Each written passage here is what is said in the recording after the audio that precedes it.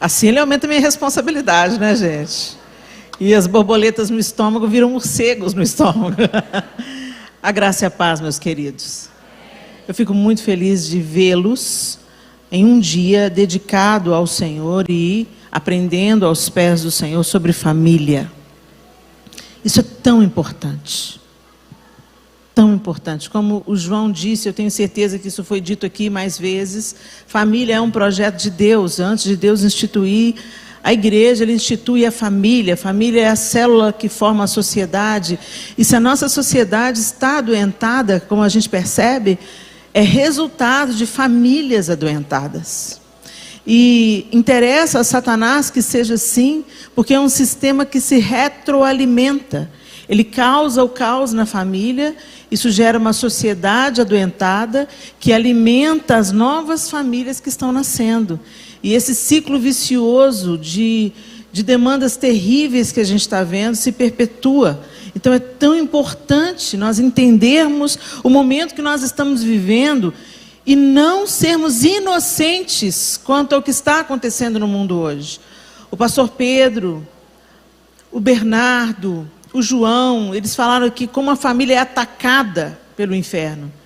E de uma maneira especial, gente, as nossas crianças estão sendo atacadas frontalmente, sem disfarces, pelo inferno. Na minha infância, eu nunca ouvi falar, e eu fui criança outro dia, gente. Eu nunca ouvi falar de uma criança de 11 anos tirando a própria vida. E hoje, isso já se tornou uma coisa normal. É uma notícia reincidente no nosso meio. Isso nunca vai ser normal, isso é uma aberração. Um adulto tirando a própria vida é uma aberração. Muito mais uma criança, um pré-adolescente, um adolescente, exterminando a própria vida. Que nível de dor é esse que está levando essa geração presente a exterminar a própria vida? Crianças sendo vendidas como mercadoria, bebês sendo abusados, bebês sendo estuprados por aqueles que deveriam protegê-los. Não adianta a gente tampar o sol com a peneira, não adianta falar que isso não está acontecendo barbaramente, como a gente queria que isso fosse fake news, como a gente queria que isso fosse uma mentira de mau gosto, mas isso é uma realidade brutal que está entrando nas famílias, e pasmem, em famílias dentro da igreja. Quando a Bíblia diz que o mundo jaz no maligno, ou seja, o mundo está sepultado no maligno, o mundo está no maligno hoje, é o estado em que o mundo está. Não pense você que Satanás está desperdiçando todas as ferramentas disponíveis, ele não está. Não pense você que o desenho animado é só desenho animado. Não pense você que dá a tela para o seu filho antes dos 2 anos de idade, ou até depois dos 2 anos de idade, gente. Que é uma coisa engraçadinha. Eu estava comentando com o pessoal ali, antes a gente estava ali no momento de pausa, e eu estava comentando com o pessoal que hoje eu vi estarrecida uma mãe ou uma avó, não deu para saber bem pela avó se era mãe ou avó do bebê, mas ela estava anunciando no seu Instagram como se fosse uma virtude que o bebê de 17 dias... Um bebê de 17 dias estava encantado com a tela. Gente, eu nunca tinha visto isso na minha vida. Um bebê de 17 dias erguendo a cabecinha. Ele estava de bruço, com a cabeça erguida, assistindo o vídeo atentamente. 17 dias. Que mãe é essa que dá veneno para o filho aos 17 dias? Porque a tela no cérebro de uma criança, ela funciona como um veneno. Ela destrói, ela cria dependência química. Ela transforma a maneira que o cérebro funciona. E a criança passa a entender que ela precisa da tela como ela precisa de comida. Exatamente o mesmo sistema das drogas injetáveis. Você usa a droga, você usa a droga, você usa a droga, até o seu corpo entender que você precisa daquilo para viver, igual água e comida. Por isso que as pessoas que estão se livrando das drogas, elas têm crises horrorosas de abstinência. Porque o corpo dela, entendeu? Você lembra aquela cantora Amy Winehouse? A Amy morreu por abstinência. Ela estava querendo se livrar da droga, mas o corpo dela estava tão acostumado com a droga, como se fosse comida e água, que o corpo dela colapsou pela ausência de droga. Uma moça de 27 anos. E a gente mostra as telas para os filhinhos, por quê? Porque é menos trabalhoso, né? E os meninos estão tendo crise de abstinência. Eu vi a cena de uma adolescente no avião, tendo uma crise, uma pré-adolescente no avião, tendo uma crise aos berros. A gente pensou, ela está com pânico porque ela vai voar? Não, porque a mãe tomou o celular, porque tinha que desligar o celular para o avião decolar. E ela começou a bater em todo mundo dentro do avião, bater na mãe, bater no pai. Você pensa, mimada. Ah, se fosse minha filha. Não, gente, ela estava tendo uma abstinência de droga.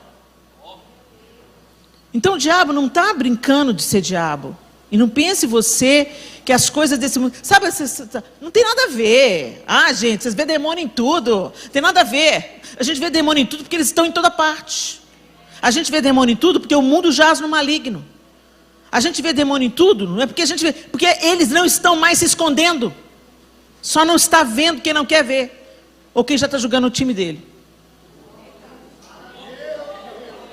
Ô, gente, porque eu tenho que contar para vocês uma coisa. Não tem em cima do muro. Jesus deixou isso muito claro. Quem com a gente não ajunta, espalha. Quem não está com a gente está contra nós. Então não pense você, se você não está comprometido com Deus, fazendo esse relacionamento caminhar, e passando à próxima geração, como o Bernardo disse aqui, contando à próxima geração os feitos do Senhor, o diabo não vai deixar o lugar vazio.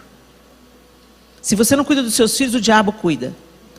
Os amigos cuidam, a professora, o coleguinha, a influencer digital cuida. Gente, está acontecendo uma coisa tão bizarra no mundo. Na China, as crianças são proibidas de usar os celulares. Até certa idade. Depois de certa idade, tem um dispositivo que elas só podem assistir 45 minutos. Na China. O TikTok. Só funciona para, dependendo da idade, ali por 45 minutos. Ela só tem acesso ao TikTok 45 minutos.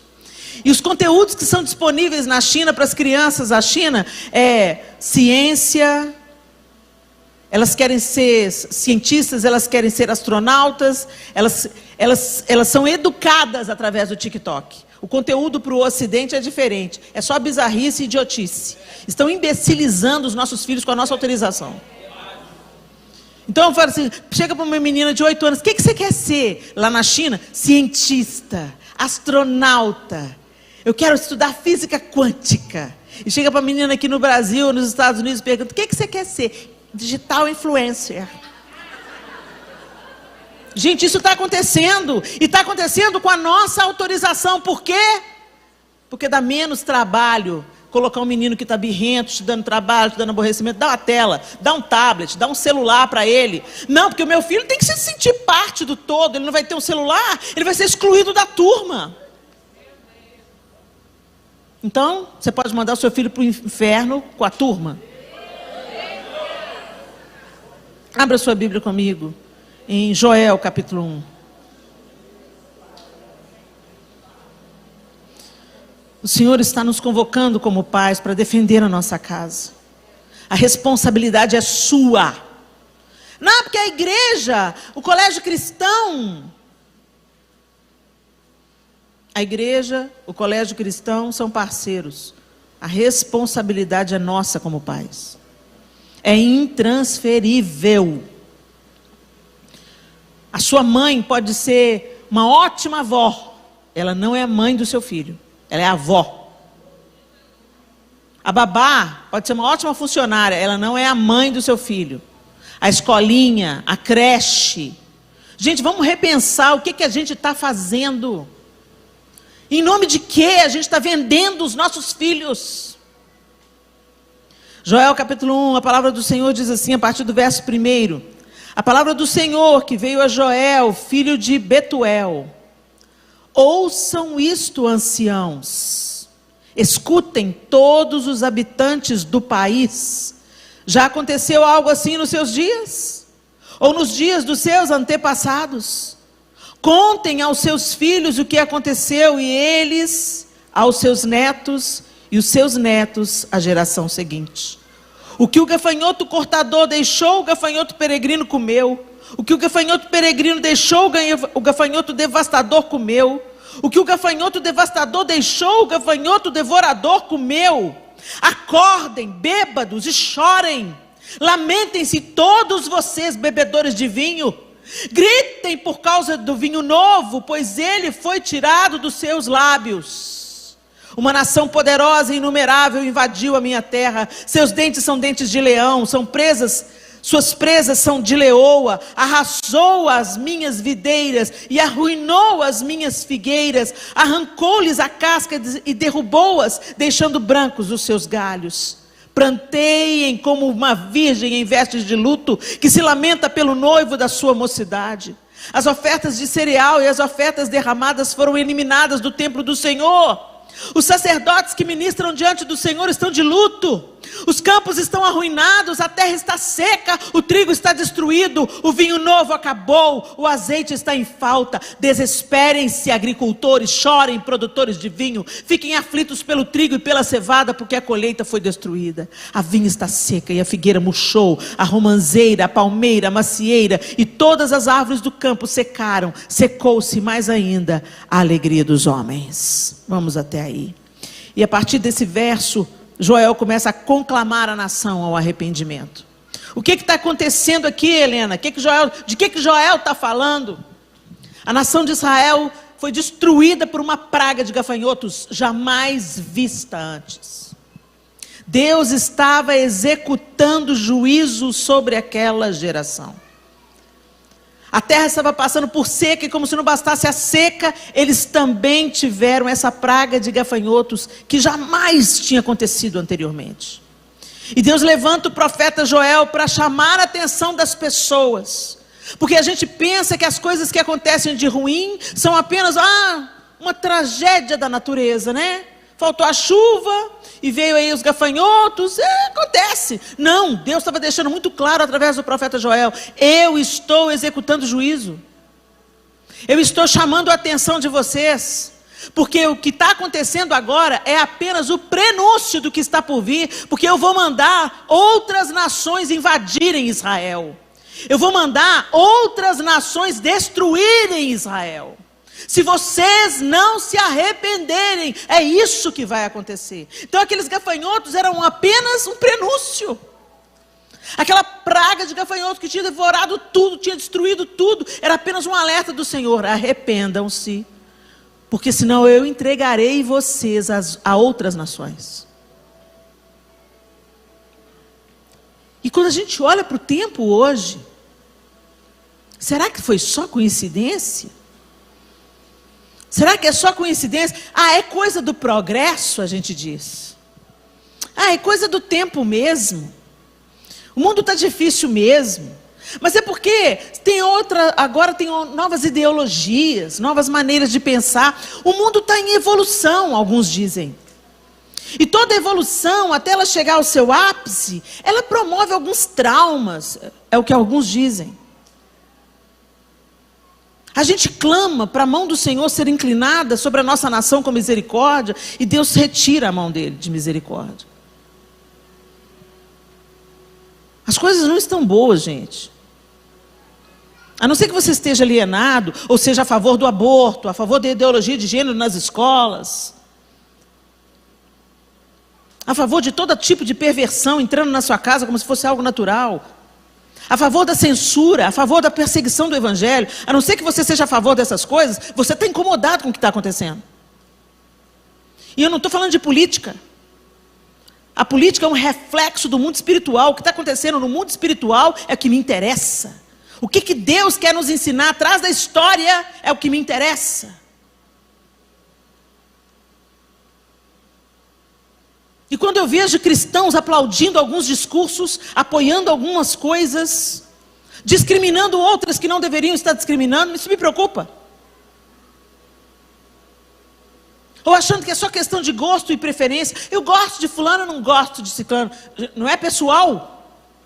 Não é pessoal e não é apenas sobre nós. Não passa apenas sobre mim, é sobre a próxima geração. Quando Deus institui a família, Ele não estava pensando em Hollywood, o envolvimento romântico entre um homem e uma mulher, e os dois foram felizes para sempre. Não, isso é projeto de Hollywood.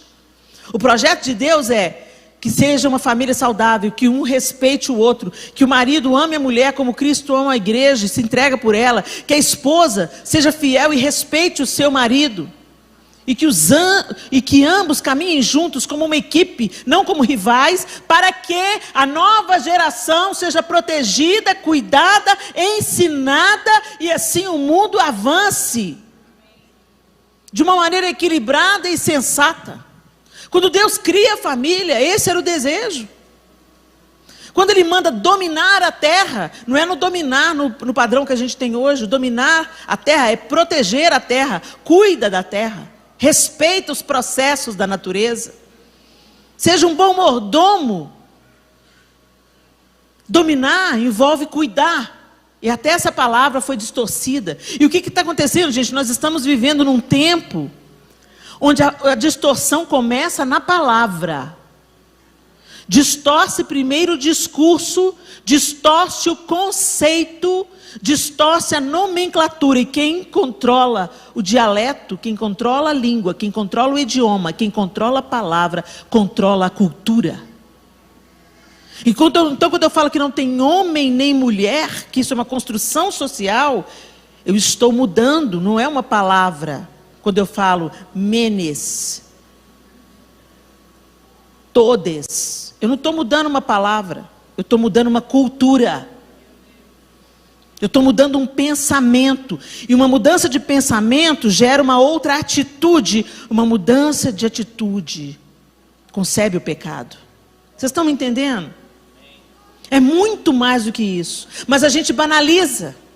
E fala, que bobagem, não é mesmo? Deixa falar todas, deixa falar. Casamento, isso aconteceu com a palavra casamento. Casamento antes, era claro, casamento. Homem, mulher, casamento. A junção de um homem com uma mulher, uma cerimônia, vestido, festa, noiva, filhos, casamento. Hoje não. Hoje pode ser casamento entre um homem e uma mulher, pode ser casamento entre um homem e um homem, pode ser casamento entre uma mulher e uma mulher. Hoje pode ser um casamento entre uma pessoa muito rica e outra pessoa muito rica. E aí eles não querem misturar os patrimônios, eles chamam de contrato. Casamento é tudo. Começou mudando o conceito da palavra. E agora a gente já vê todo tipo de coisas por aí que não tem nada a ver com o casamento que Deus criou.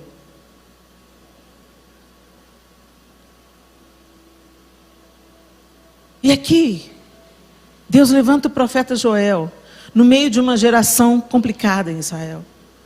Um povo se apartando da presença de Deus, um povo que conhecia a Deus, falava de Deus, mas o coração estava longe de Deus. Não basta a gente carregar Deus num discurso. Não basta a gente trazer os nossos filhos e falar sobre Jesus só nos domingos, gente. Sabe por quê? Porque ele passa mais tempo com os professores, ou na creche, na escola, do que com você. Ou na igreja. Quem que você acha que vai ganhar essa guerra? Se você não colocar os seus joelhos no chão, se você não impor as mãos sobre os seus filhos, se você não profetizar sobre eles vida, se você não preparar os seus filhos para lidar com esse mundo que está aí fora, não adianta colocar o seu filho numa bolha. Você pode até tentar, e é até aconselhável que você faça isso por um tempo, mas isso não vai durar para sempre. Ele vai ter que interagir, que dialogar com o mundo que nós vivemos, e ele vai estar preparado para isso. Ele teve uma experiência de novo nascimento. Deixa eu falar com vocês, filhos não nascem crentes. O Bernardo falou uma coisa que eu sempre falo: Deus não tem netos. Os filhos não nascem crentes. Eles podem ter nascido num berço cristão, vamos dizer assim. Eles podem ter nascido com um pai e uma mãe já nascidos de novo. Eles podem ter tido mais acesso à palavra por causa disso, mais oportunidade de estar na igreja por causa disso, mas eles precisam nascer de novo. E eu falo isso de experiência de causa, não estou contando a história de ninguém, eu estou contando a minha história. Eu tive 4 filhos. Os 4 foram ensinados nos caminhos do Senhor. Os 4 foram discipulados. Os 4 foram levados para a igreja, participaram ativamente do ministério diante do trono. Os 4 estudaram em escola batista. Para os 4, João lia a Bíblia todo dia de manhã, antes deles saírem para a escola, fazia o devocional com eles, todos os dias antes de sair para a escola. 3 estão nos caminhos do Senhor, a minha primogênita não. Então eu me apego a essa oração que o Bernardo fez. Que às vezes a gente olha para o natural e pensa, não tem jeito. Mas a gente não caminha pelo que os nossos olhos naturais veem. A gente caminha por fé no que Deus é capaz de fazer. E a minha oração tem sido: Deus, protege as sementes que um dia foram plantadas. E no tempo oportuno, sopra o Espírito de Deus e faz romper com raiz, com flor, com fruto, todas as sementes que foram plantadas ali. Tem misericórdia, Deus. Eu não abro mão da minha primogênita para o inferno. Eu não abro mão. Eu não sei a situação que você está vivendo na sua casa, mas em nome de Jesus, se levante com a autoridade que Deus te dá e fala: Satanás, eu não vou deixar de orar pelos meus filhos. E as circunstâncias ao meu redor não vão me remover do meu lugar de intercessão e dependência e fé. Eu creio porque eu creio, porque eu creio, porque eu creio que Deus vai fazer uma obra no coração dela. O que isso tudo tem me ensinado? Me ensinado muito. Me ensinado pela dor. Me ensinado que tudo que a gente faz para os nossos filhos é muito bom e é necessário. É importante você fazer o devocional com eles, como o João fazia toda manhã? Sim. É parte importante do trabalho. É parte importante do trabalho ter conversas difíceis? Sim. É parte importante do trabalho promover um ambiente onde a fé vai ser cultivada? Sim. É importante levar para a igreja mesmo quando não estou afim, não estou querendo saber se está afim não, vamos embora. Sim, fiz isso muitas vezes. E não me arrependo de outras coisas, mas disso não me arrependo. Você fala: vamos para a igreja agora. Não me arrependo. Então o que eu quero dizer para você é o seguinte: a gente pode fazer isso tudo, mas se você não gerar os seus filhos espiritualmente, pedindo Espírito Santo, o Senhor que está sobre a terra hoje, convencendo as pessoas da justiça, do pecado e do juízo, pega o fulano, Espírito Santo. Revela Jesus ao fulano. Espírito Santo, tira as escamas dos olhos, Senhor. Espírito Santo, tira, Senhor, os sofismas na mente. Cura a dor na alma, Senhor. Seja lá de onde ela tenha vindo. Cura a alma, cura as emoções. E revela o teu poder, Espírito Santo. Não tente você convencer, nós não convencemos nada. Até um momento você instrui. Por isso que é tão importante você fazer direito os trabalhos de base. Não terceirize o trabalho de discipulado. Jesus não mandou a gente entregar folheto, nem terceirizar o evangelho. Jesus mandou a gente fazer discípulos. E para fazer discípulos você tem que andar junto, você tem que comer junto, você tem que viver junto, você tem que dar exemplo, você tem que vigiar a sua própria vida, você tem que gerar um ambiente em que os seus filhos vão ter experiências com Deus. Para de dar para eles tudo que eles querem. Fala: vamos orar por isso, meu filho, vamos orar. Se Deus quiser, Ele vai abrir a porta. Se Deus quiser, Ele vai mandar o dinheiro. Para de entrar na frente de Deus e querer, sabe, ser o super pai. Nós, mães e pais, estamos aleijando a próxima geração, porque a gente quer dar para eles tudo que a gente não teve. Por quê? Tudo que você não teve também fez você de quem você é. As coisas que você não teve te fortaleceram. As coisas que você não teve fizeram você valorizar quando você ganhou, quando você teve, quando você conseguiu. A resiliência é forjada na frustração. Mas a gente quer cortar o casulo e aleijando as borboletas. Para as borboletas voarem, elas precisam romper o casulo com as próprias asas. Enquanto elas fazem o esforço, a seiva do corpo delas vai para as asas. E assim elas ganham força para voar. Se você corta o casulo, nasce nem lagarta, nem borboleta. uma borboleta que vai rastejar para o resto da vida. E é isso que a gente está fazendo com essa geração. E é isso que estava acontecendo aqui. E o profeta Joel foi levantado por Deus. E ele falando, ouçam isto, anciãos. Quem são os anciãos? Os mais velhos. Deus está falando através do profeta para os mais velhos. Deus está falando para mim e para você. Mesmo que você não seja um ancião, você tem alguém debaixo da sua responsabilidade. Você é um influenciador de alguém. Você tem um sobrinho, um parente, um filho de amigo, um filho. Deus está chamando os anciãos, os homens mais velhos, mais sábios. Você pensa, quem é um ancião é sábio. Quem é um ancião sabe mais. Mas o que a gente está vendo? Um bando de adultos infantilizados, que querem ser amados pelos filhos e não respeitados por eles. Você ama papai? Você ama mamãe? Que carência. Minha mãe não estava nem aí se eu amava. Minha mãe falava assim mesmo, não gosto de você nunca mais. Preciso gostar de mim não, respeita. Eu quero é respeito. Você me respeita que você mora debaixo do meu teto. A conversa era essa. E eu comecei respeitando. Hoje eu amo. Agora, quantos meninos que ficam aí batendo na cara do pai e da mãe? Ah, não faça isso, ama papai e mamãe. E aí os pais ficam velhos, põe no asilo.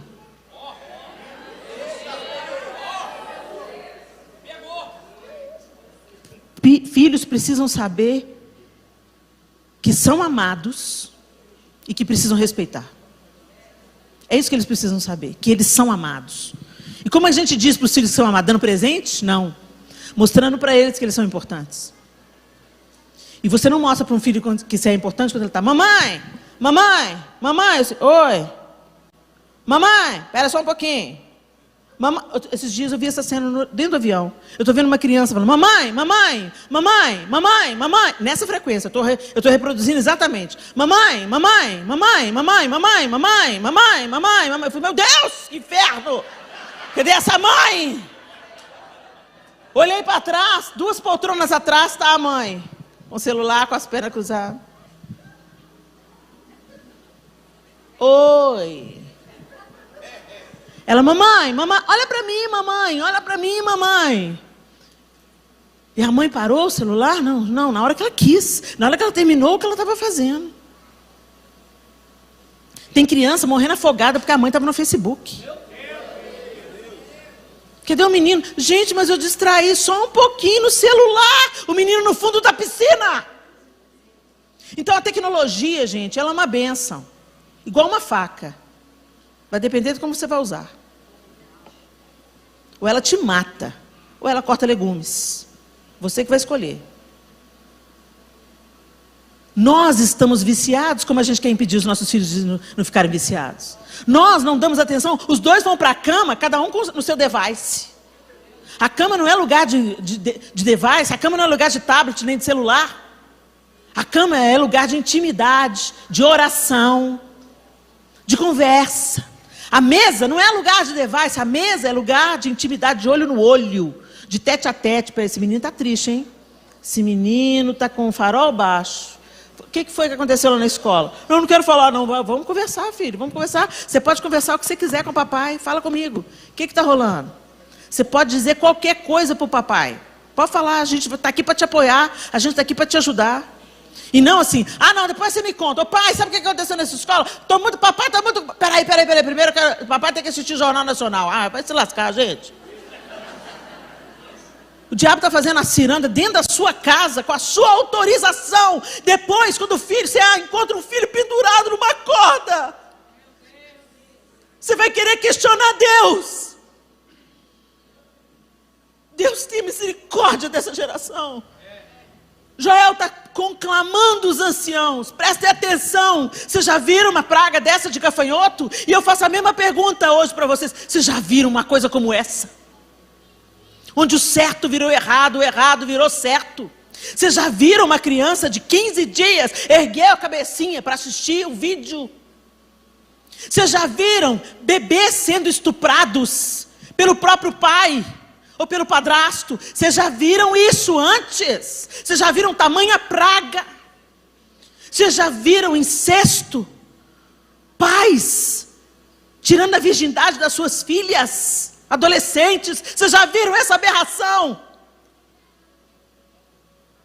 Vocês já viram o que é certo sendo chamado de errado e o errado sendo chamado de certo? Vocês já viram a impunidade galopante, onde ser bandido é status? Vocês já viram essas calamidades antes? Então eu quero dizer para vocês, se vocês não se posicionarem, as coisas vão ficar pior. Se a gente não se posicionar como igreja, e eu não falo agora só pelas nossas famílias, não, pelas famílias daqueles que estão entregues a Satanás. Se o meu povo, que se chama pelo meu nome, se humilhar e orar e me buscar, então eu ouvirei dos céus, eu perdoarei os seus pecados e eu sararei a sua terra. Tem muita gente para ser alcançada lá fora. Mas isso exige um posicionamento de nós como igreja, não só orando pelo nosso próprio umbigo, não só orando pela nossa própria família, não só pelejando pelos nossos filhos, mas tirando um tempo de intercessão pelas crianças do Brasil. Tirando um tempo para servir no que for preciso. Pastor Euler, o que é que está precisando aí? Vocês cuidam das famílias da igreja. A gente quer servir de alguma forma. A gente quer ofertar o nosso tempo. A gente quer dar aconselhamento. A gente quer... Eu sou psicóloga, eu quero doar algumas horas de trabalho para as famílias que estão desesperadas na igreja. Faça alguma coisa. Deus tem te dado tanto, Deus tem te dado tempo, Deus tem te dado dinheiro, Deus tem te dado dons, Deus tem te dado talento. Alguma coisa você tem nas mãos. Mesmo que aos seus olhos possa parecer pequeno, Deus pode usar uma pequena semente para fazer uma floresta inteira. Não despreza o que Deus colocou na sua mão. E se ergue em nome de Jesus para ser o guardião da sua família. O diabo não quer arranhar o seu filhinho, não. Ele quer ver o seu filho pendurado numa corda no closet. É isso que o diabo quer. E ele não tem pressa. Ele vai de grão em grão até alcançar o objetivo dele. Ele vai minando as forças. Ele vai deturpando a identidade dessa criança. Como é preciso pai e mãe para formar a identidade de uma criança. Deus estabeleceu pai e mãe. Se você é pai e pensa que o seu dever é só prover, você está enganado, meu irmão. Esse filho precisa do seu colo. Ele precisa da sua proteção. Ele precisa da sua afirmação. Você é inteligente, filho. Você consegue. Você é linda, filha. Você é capaz. Você consegue, filha. Quando isso vem da boca de um pai, isso fortalece a identidade de uma criança. Quando os filhos veem os pais num relacionamento afetivo, feliz e respeitoso, isso é 50% de saúde emocional para essas crianças. Quando eles veem que os pais vivem em harmonia, se amam, se respeitam, caminham como um time, não como rivais, eles veem isso e falam, uau, um ambiente seguro. Os gritos têm que cessar, gente. Os olhos têm que ficar nos olhos. Ah, mas dá muito trabalho, Helena. Dá, porque tudo que é bom na vida dá trabalho. Tudo que vale a pena na vida dá trabalho. Fácil é ir para o inferno. Por isso que a Bíblia diz que a porta é larga. E são muitos os que acertam por ela. Para ir para o inferno você não precisa fazer força nenhuma. É só deixar a sua natureza no controle. Deixa a sua vontade, o seu desejo te governarem, para você ver onde que você vai parar. Mas se você quer que a vida flua na sua casa, cure os seus relacionamentos, que os seus filhos sejam guardados, isso exige responsabilidade e trabalho, intencionalidade, oração, uma prática diária de semear o que é bom na vida dos nossos filhos, não apenas com as nossas palavras, mas com a nossa vida. Não adianta você falar, filho, é feio mentir, e quando alguém liga, fala que papai não está. Quando você fala, é feio roubar, mas eles veem você puxando o gato de luz.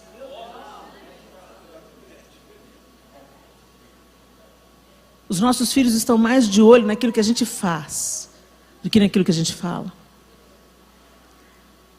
Eu me lembro que eu fiquei brava com o Arthur, nosso filho, que ele deu um fone meu da Apple pro jardineiro.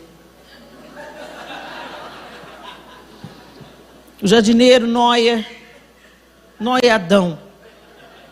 Mas a gente estava tentando ajudar ele de alguma forma, falando, ele tem um talento para lidar com jardinagem, uma coisa linda. Mas ele estava entrando lá em casa, e a gente ficava de olho nele, porque ele não é uma pessoa muito confiável. Aí um pouquinho que eu distraí, o meu filho, que tinha pego, sem a minha autorização, meu fone, atendeu o apelo dele. Ele falou, "Você quê? Você não tem aí um fone de ouvido para mim, não? Que eu trouxe o meu radinho para trabalhar." Aí o meu filho, mais do que depressa, né? Tenho, deu o meu. Fone de ouvido é quase uma escova de dente, né, gente? Você não, aquele que enfia no ouvido. Você não sai emprestando esse pastor. Deu para ele. Aí ele falou assim, devolver? Não, pode ficar. Eu virei para ele, passou uns 2 dias. Arthur, você pegou meu fone, Arthur? Peguei, mãe. Cadê ele? Eu dei pro Nael. Você deu o meu fone pro Natanael? Ai, dei. Por que você não deu? Não deu o meu? Porque eu não tenho, mãe. Arthur, por que você fez isso? Aquele fone não é barato, Arthur. Aquele fone vale mais do que o radinho do Nael. Ele falou assim, mãe, não é você que fala que as pessoas são mais importantes que as coisas?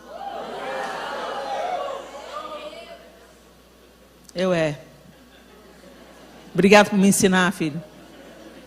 Obrigado por me lembrar. É fato. As pessoas são mais importantes que as coisas. Agora eu só vou te deixar uma dica. Dê as suas coisas. Deixa que eu dou as minhas. Você pensa que eles não estão prestando atenção, mas eles estão. Você pensa que está entrando por um ouvido e saindo por outro, não está. Agora presta atenção, toda palavra é semente. Cuidado com o que você está plantando.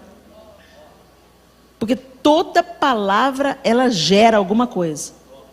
E a palavra maldita vai gerar fruto também. E você vai ter que lidar com ele. Então abençoe os seus filhos. Afirme os seus filhos. Encoraje os seus filhos. Elogie os seus filhos. Quando errar, peça perdão para os seus filhos. Pedir perdão para filho não tira nada de você. Nenhuma autoridade é tirada de você quando você reconhece o seu erro e pede perdão. É melhor eles verem que o pai deles também fracassa, mas que sabe se reerguer depois de um fracasso, do que aprender mau caratismo. Cabeça dura. Orgulho. Porque você está comunicando alguma coisa com aquilo que você está fazendo, da maneira como você está vivendo. Por isso que quando Jesus nos chama a ser santos, ele não é só sobre nós, gente. Não é sobre merecer o céu. Nós não merecemos o céu. Recebemos de graça. A santificação não é para você entrar no céu, não. O que te coloca no céu é a graça de Deus através de Jesus Cristo. É graça, dádiva que nós não merecemos. Agora, o processo de santificação, no qual nós somos convidados a entrar e a caminhar nele, depois que Jesus entra na nossa vida, primeiro, ele vai te proteger e vai te livrar de muitas angústias e males. Deus não vai ser mais santo se você for santo. Ele é. Ele é santo. A santidade dele está estabelecida. E o que a palavra de Deus diz é que quem não é santo, como ele é santo, não vai poder vê-lo.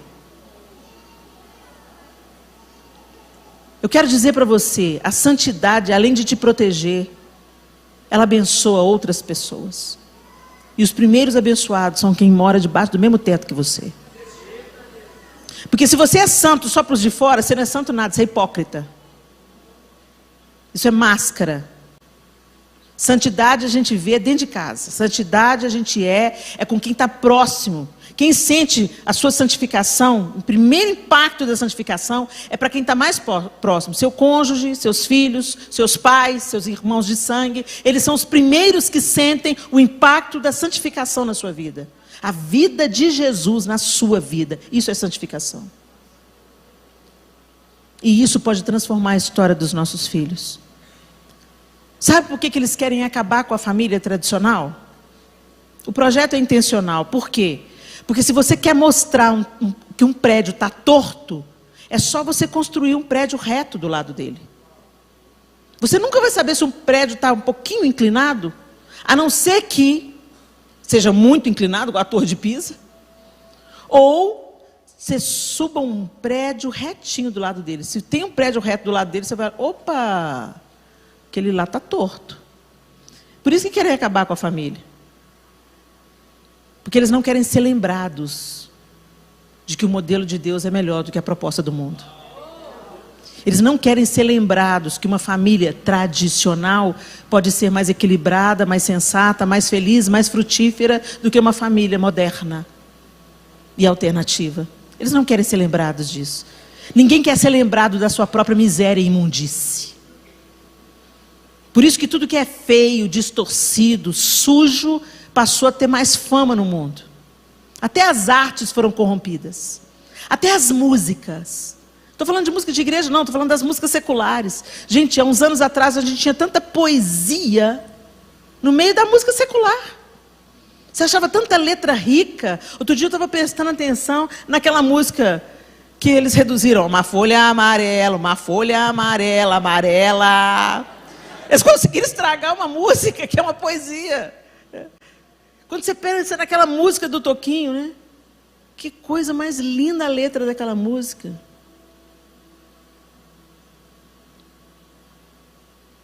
Hoje não tem mais isso. Hoje é um batidão, poucas palavras.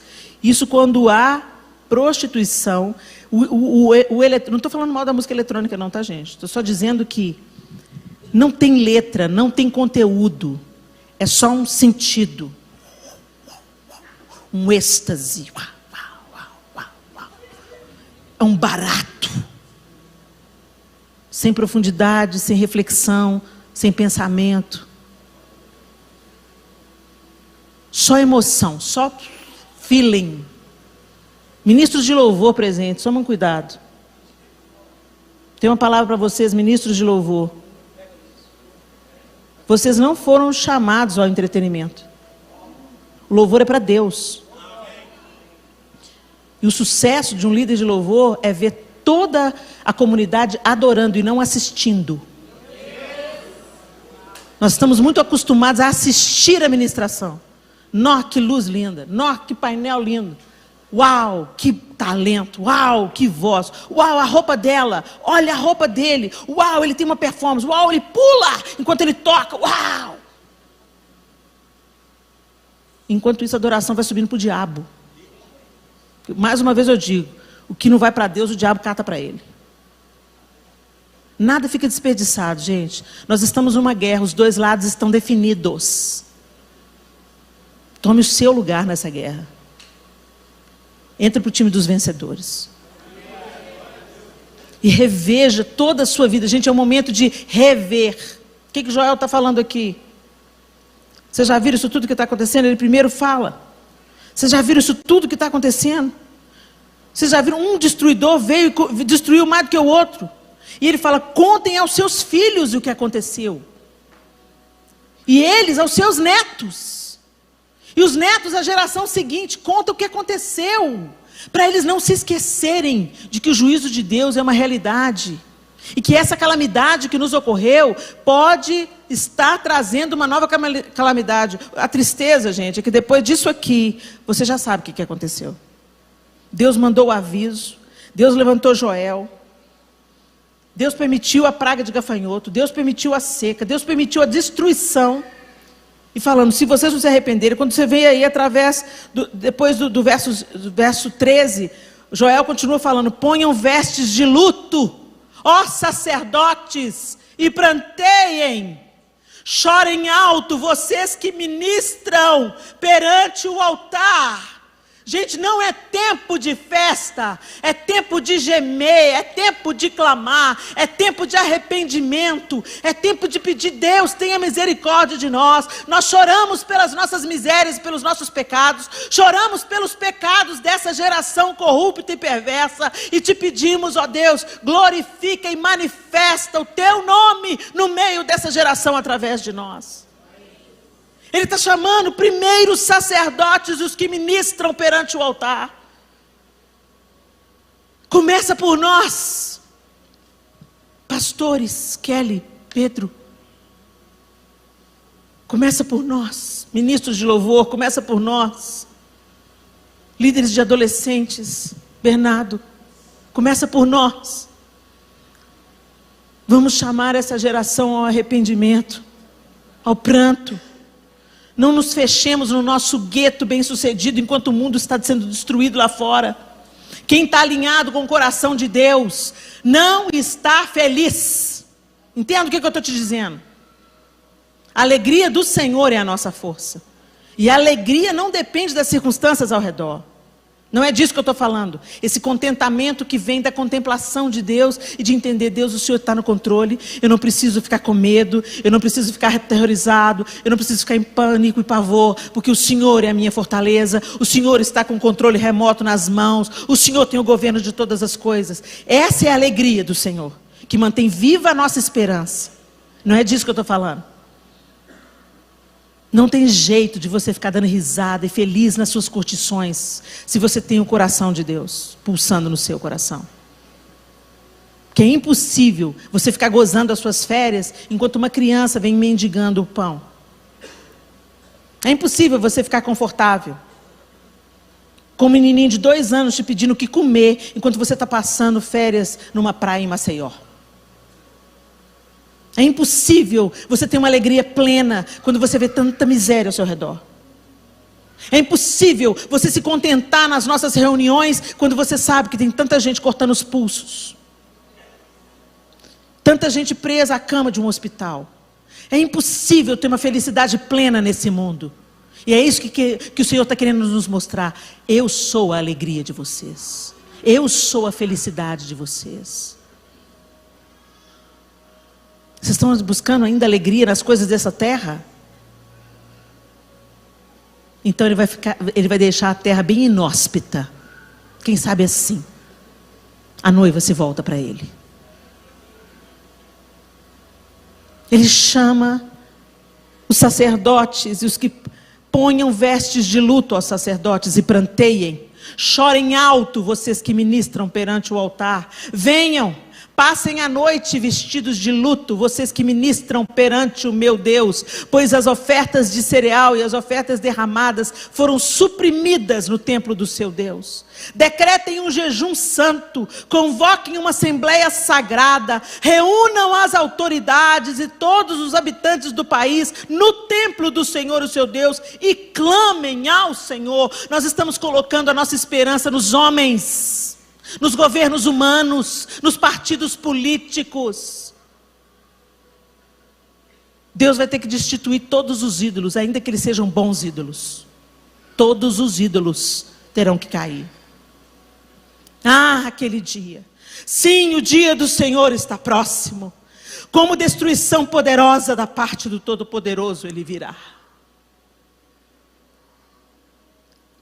Que Deus tenha misericórdia de nós. E eu aconselho você a ler todo o capítulo 1 de Joel, o livro de Joel.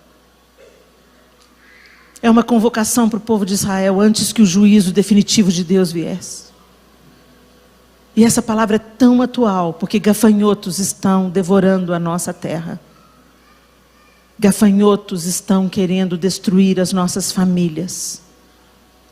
Gafanhotos querem alcançar e devorar os nossos filhos e as nossas filhas. Não é tempo de brincadeira. Não é tempo de distrações. De estar no meio de uma guerra com fogo cruzado, como crianças, dispersas, embriagadas. Joel fez uma comparação interessante aqui. Ele fala assim: acordem bêbados e chorem. Aí você pensa, mas eu não sou bêbado, Helena. Não provo bebida forte.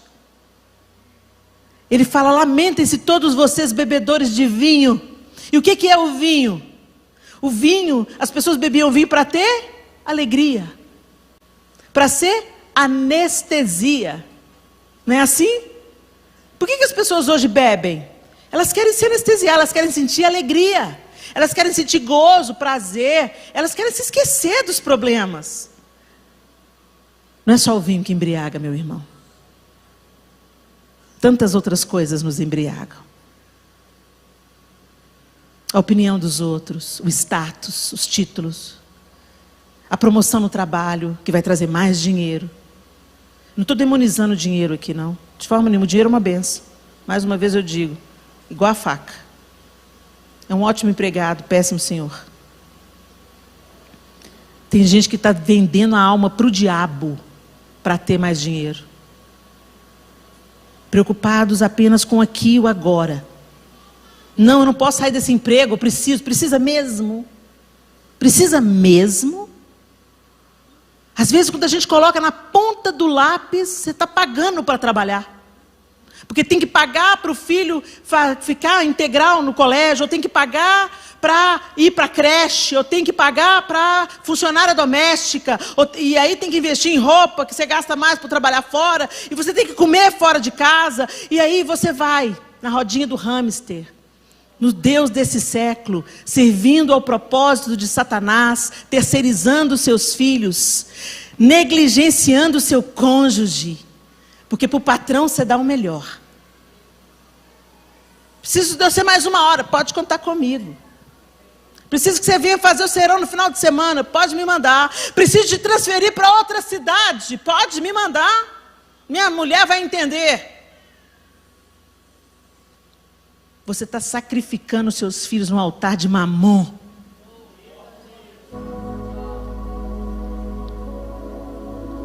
Seus filhos precisam de arroz, feijão, comida? Precisam.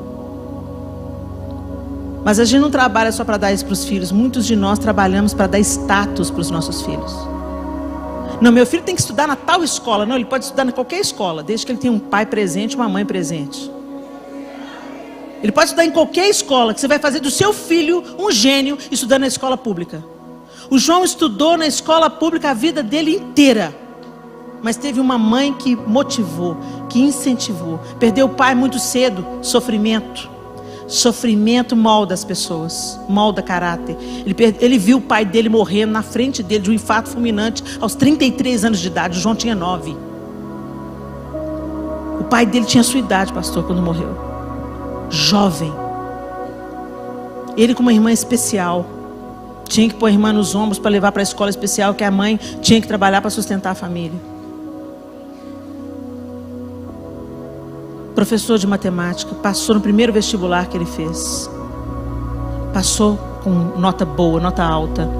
No colégio que nós estudávamos, ele era conhecido como o melhor aluno. Tirava só 100 por ano em matemática. Ou 99. Escola pública. Não é sobre a escola. É sobre o grau de influência, de envolvimento da família para desempenhar todo o potencial desse menino. Vai dar trabalho? Vai, mas tudo que vale a pena dá trabalho. Se você não quisesse ter trabalho, não fizesse uma família. Ficasse solteiro, dependendo de papai e mamãe, como muitos estão fazendo aí aos 45 anos de idade. Agora, a dureza é que papai e mamãe vai morrer. E só Deus sabe o que vai dar depois. O que eu quero dizer? Assuma sua responsabilidade. Os dias são difíceis, os dias são maus. Nossos filhos são o alvo. E você é o que está entre o inferno e o seu filho. Então, pai e mãe, assuma o seu papel. Assuma a sua responsabilidade. Tios, avô, avó, ajudem em oração. Professores, psicólogos, educadores, peguem a sua parte nesse latifúndio. Professores dos kids, aqui na igreja, vocês não estão só entretendo as crianças enquanto os pais estão aprendendo a palavra. Isso é importante também. Os meninos precisam queimar energia, senão mata a gente. Põe eles para brincar. Mas as nossas escolas dominicais não devem só dar papel para colorir e biscoitinho para comer. Nossas escolas dominicais devem aprender, ensinar e apresentar Jesus para os nossas crianças. Fortalecer o trabalho que já está sendo feito em casa pelos pais. Se nós nos unirmos, igreja, escola, com os pais na direção, e o Espírito Santo sobre todos nós, Deus vai levantar uma geração para fazer a diferença. Uma geração cheia de autoridade. Uma geração, como diz a canção, a geração de Samuel, que unge Davi e depõe Saul. Em nome de Jesus. Feche os seus olhos. Eu quero te perguntar do que você está se embriagando. O profeta Joel faz esse despertamento, isso me chamou muita atenção. Acordem, bêbados. Acordem, bêbados. Às vezes o que está te embriagando são as redes sociais. Quanto tempo você passa no celular? E quanto tempo você passa em oração? Quanto tempo você passa intencionalmente discipulando os seus filhos com um propósito? Quanto tempo você ora por eles?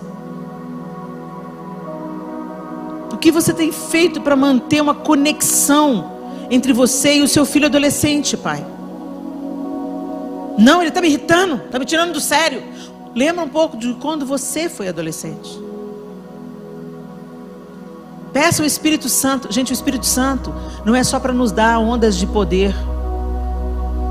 O Espírito Santo nos ensina todas as coisas. Jesus disse: e Ele vos ensinará todas as coisas.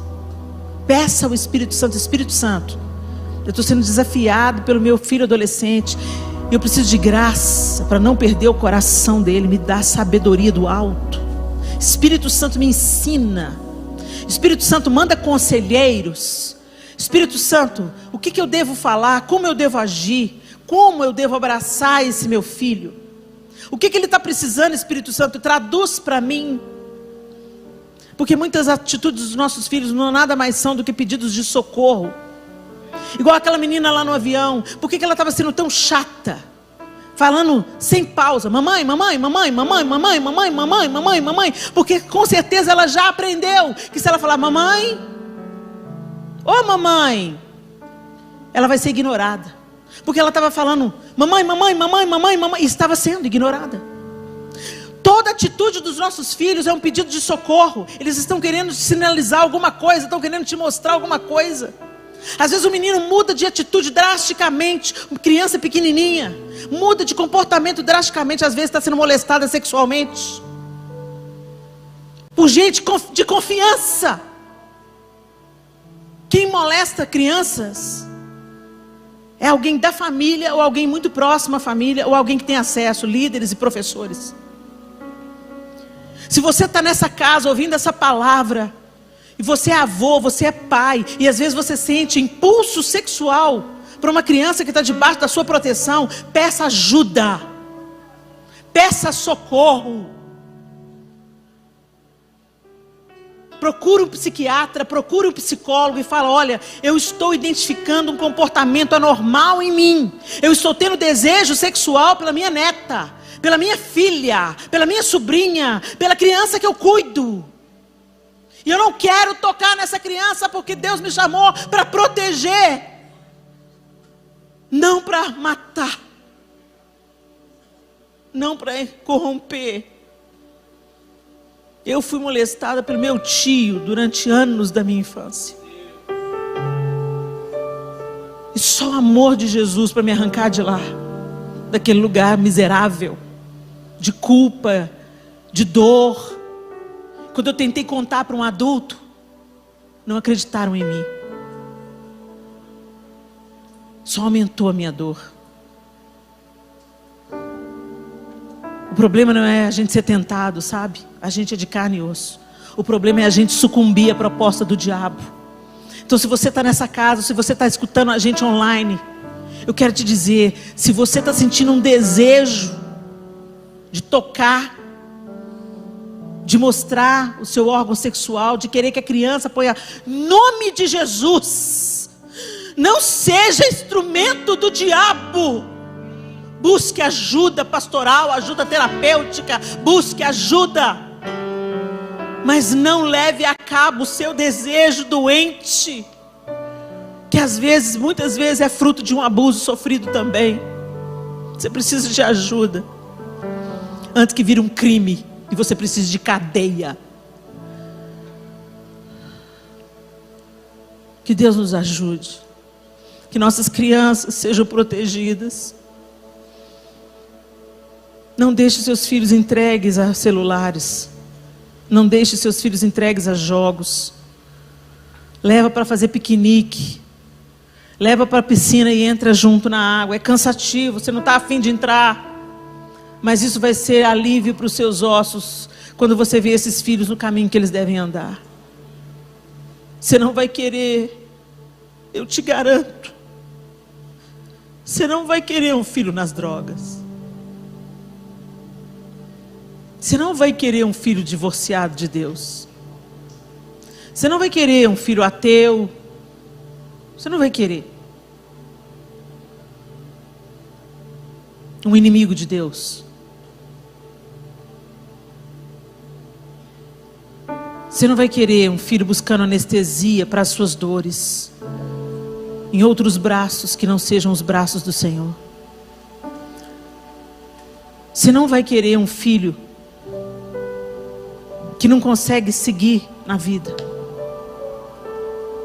Tantas coisas podem acontecer com os nossos filhos, se eles não forem encontrados no caminho do Senhor. Você não vai querer também um filho com a vida toda certinha, bem sucedido financeiramente, bem sucedido no emprego, até casado com uma pessoa legal, mas longe dos caminhos do Senhor. Você não vai querer. Então, arregace as mangas e dobre os joelhos hoje. Pranteie, chore hoje, busque hoje. Dependa hoje do Espírito de Deus. Peça demissão, se for preciso. Reavalie as contas, se for preciso. Mude de ramo de trabalho, se for preciso. Mude o seu filho de escola, se for preciso. Faça o que for preciso para defender o seu filho do inferno.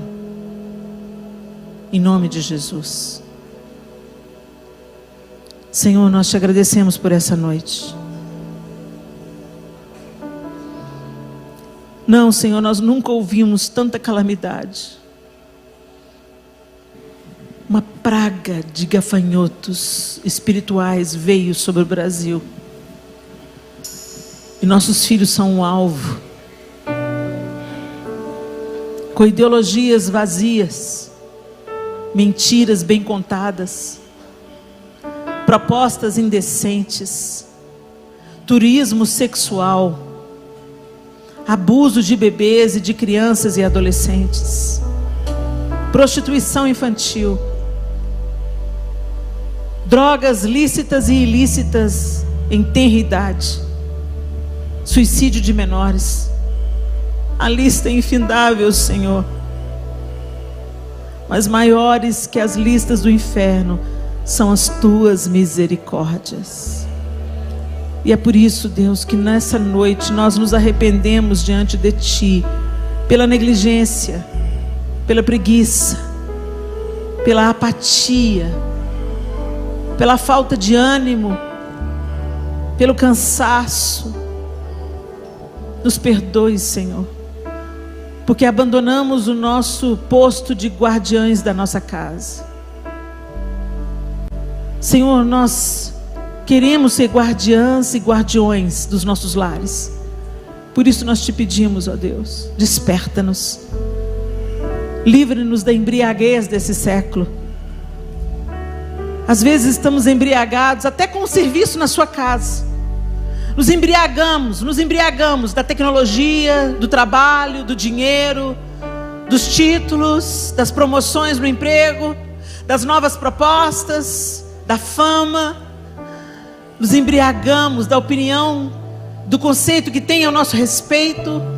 Nos embriagamos do desejo de ser bem-sucedidos. Nos embriagamos. E nos desviamos, Senhor, ou ignoramos a batalha enorme na qual nós estamos inseridos. Desperta-nos, Senhor. Desperta-nos. como pais, como educadores, como pastores e líderes, como influenciadores de crianças, como aqueles que convivem com crianças e adolescentes. Desperta-nos.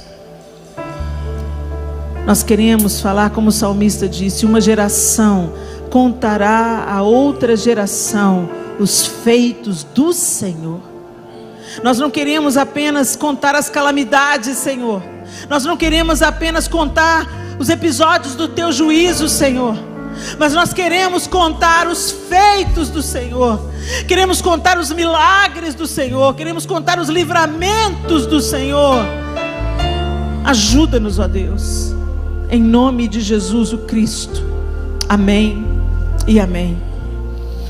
O salmista, no Salmo 145, 4 e 5, ele diz: uma geração contará a outra a grandiosidade dos teus feitos. Eles anunciarão os teus atos poderosos, proclamarão o glorioso esplendor da tua majestade, e meditarei nas maravilhas que fazes. Para nós, assim como o salmista, proclamarmos: e meditarei nas maravilhas que fazes. Essa é a conclusão. Que você conte à próxima geração o que o Senhor fez por você. Que você conte aos seus filhos e aos seus netos de onde Deus te tirou.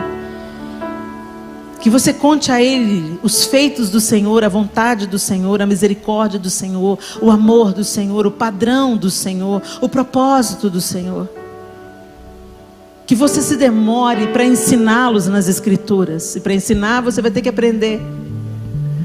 Compre uma Bíblia numa linguagem mais acessível, a NVI, a NVT. Leia para os seus filhos. Demore-se com eles à mesa para tirar as dúvidas. Faça um culto doméstico. Unja os seus filhos cada vez que eles saírem para a escola. Unja os seus ouvidos. E diga: Senhor, que eles retenham apenas o que for produtivo. Unja a mente deles. Derrame o óleo sobre a cabeça. Senhor, sela esse cérebro, que ele absorva dos teus feitos, das tuas maravilhas, e do ensino que vai acrescentar a eles. O que não é teu, que caia por terra em nome de Jesus. Ensine aos seus filhos a lerem a cultura e a discernirem. Peça a Deus: Senhor, dá discernimento para os meus filhos, discernimento de espíritos. Busque os melhores dons, pai, mãe. Busque os melhores dons. Eles são ferramenta para nós não sermos enganados. Por isso que o apóstolo Paulo diz: busquem com zelo os melhores dons. Para a gente aparecer? Não, para a gente servir melhor. E para a gente não ser enganado. Busque o dom de discernimento, pai e mãe. Fala: Senhor, eu preciso de discernimento de espíritos. Imponha as mãos sobre os seus filhos todas as noites. Ah, Helena, eu só vejo meu filho quando eu saio para trabalhar, ele está dormindo. Quando eu volto, ele está dormindo ainda. Peça ao Senhor para abrir outra porta de emprego para você. E enquanto essa nova porta não é aberta e você não diminui a sua carga horária, faça um combinado com ele. Papai vai deixar um bilhetinho, papai vai deixar um nó no lençol, papai vai deixar um sinal de que passou por aqui para te dar um beijo e orar por você. Coloca um bichinho de pelúcia. Fala assim: olha, papai quando passou vai deixar o bichinho de pelúcia. E quando eu voltar de noite para te beijar e te abençoar, isso vai dar para a criança senso de pertencimento. Papai está trabalhando muito, mas ele está aqui. Ele vem, ele me beija, ele ora por mim, ele me abençoa. Impõe as mãos sobre os seus filhos. Profetize vida sobre eles. Encoraje-os. Elogie-os. Porque o diabo está adotando todo mundo que está sendo rejeitado, desprezado, ignorado. Que o Senhor nos ajude. Deus abençoe vocês.